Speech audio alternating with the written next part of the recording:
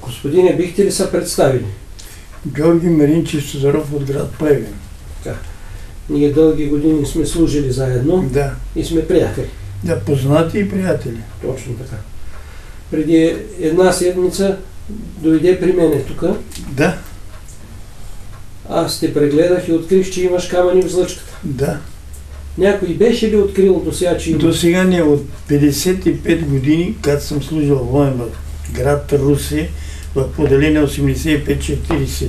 Във военна болница ме лекуваха, не ме лекуваха, това лекуваха за други работи. Щеше да му оперират апендицит. И вика за апендицит дан професор доктор Нико, той доцент беше, Бог да го прости.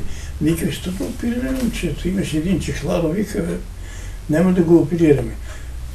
Като са мини 10 на 15 дена, тук е пал на своя. Пал отивам. Добре. Открихме тук, че има камъни в злъчката. Да. Дадохме рецептата. Какво стана? Да. Това, което го видях, аз не вярвах на очите си. Това нещо е като ногчето ви, така. Такива люспички, малки. Камъни. Люспи, да. Много ли бях? Ами аз това, което понеже съм на казанчето, взимах си една хартийка и сложих така те 4 парчета. И то свитичко. Да. И като изнесох отвън, като това ги гледам и с очилата, не са твърди. Да, не са олекнали. Да. Викам ми, това е сега. Добре, олекналите. Аз не имам боляло, как олекна ми, не имам боляло. Да. Рядко пъти ма боли, ма като ме стегни. Добре. Значи видях камъните, видях люспите, видях какво изкара. Да.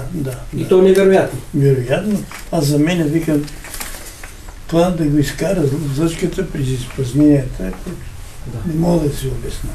Добре, благодаря ти.